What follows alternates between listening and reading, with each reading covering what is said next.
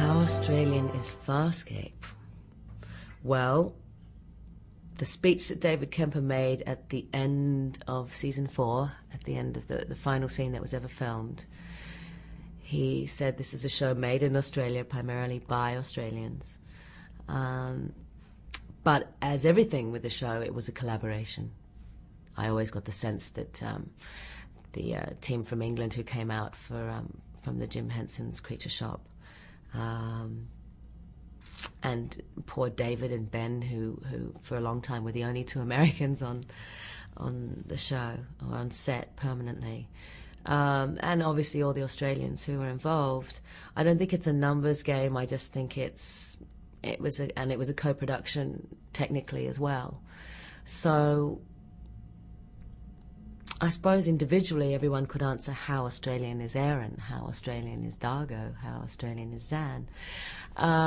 Crichton's 100% prime beef American, that's for sure. Ben Browder, however, is now talking a bit like an Aussie, and so are his kids. So he's brought a lot of Australia into his heart personally, but I think Crichton, there was never any doubt where Crichton came from. Erin, well, she's sort of a universal chick, a bit like me, travelled around a bit, got a voice that sounds like it's a bit of everywhere. And the show itself, it just belongs to everyone who made it. I don't think it belongs necessarily to Australia. You once said it was as if the fates meant for us to be together. And I believe that. Well, then if it's true, we will be together again. Farscape has meant to me family more than anything, and has been reinforced by going to conventions and meeting people who have a mutual love of the show and an enthusiasm for us as well as performers. I remember the first long-term television role that I did, lead role I did, I was so sad when it finished, even though it didn't go for that long, not nearly as long as Farscape, because I would have to say goodbye to these people, and I knew I would never see them that way again, in the room together, ever again, maybe. And I got very attached to people, and when you work on something like Farscape for 4 years, some people come and go. We did a photo where it was just the people who'd been there from the very first day, and there weren't many left, I have to say. There were about maybe 10 maximum from the crew and the actors, and I've carried all of them with me. You know, we try to keep in contact, but we'll never be together as a group again. So while it lasted, it was definitely about our funny, dysfunctional, crazy, collaborative family.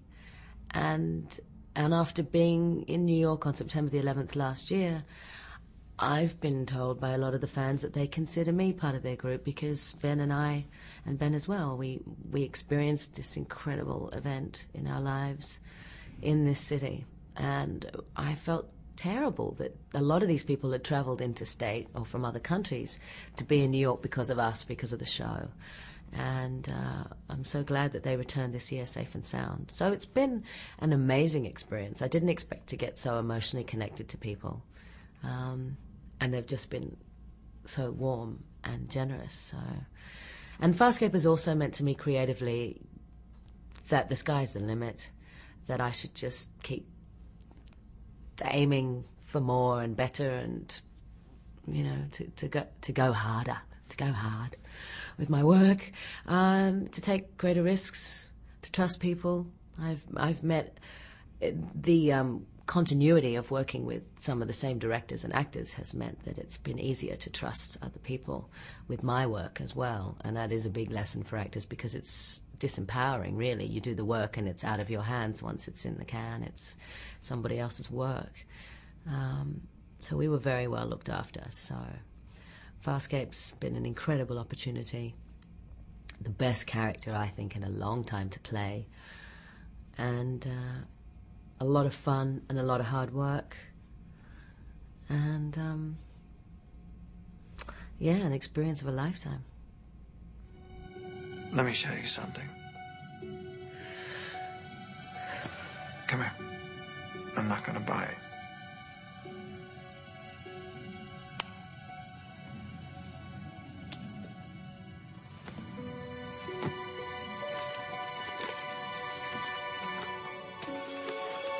This is a star chart. These are the names I give the stars. I've already got names.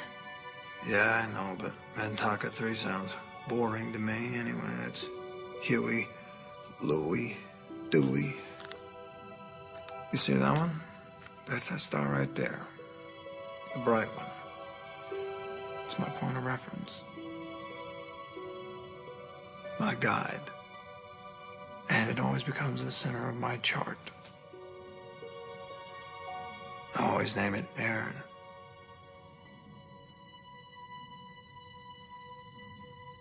You say it's your guide. It's my one constant.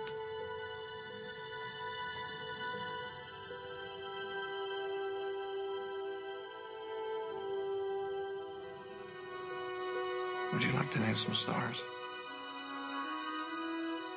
There's a lot of them. Then we could take our time.